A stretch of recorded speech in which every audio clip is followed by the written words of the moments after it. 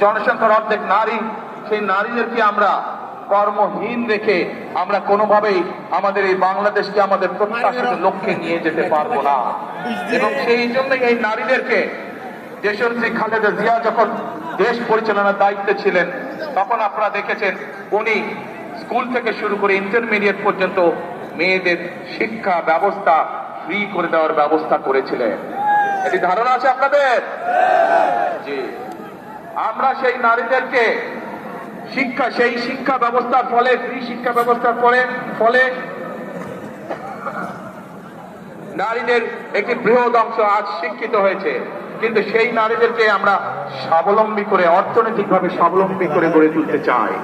এবং সেই জন্যই আমরা বলেছি আপনাদের ভোটে ইনশাআল্লাহ আগামী 12 তারিখে বিএনপি সরকার গঠনে সক্ষম হলে আমরা বাংলাদেশের প্রত্যন্ত অঞ্চলে গ্রামগঞ্জ সহ সকল পরিবারের নারীদের কাছে আমরা ফ্যামিলি কার্ড পৌঁছে দিতে চাই।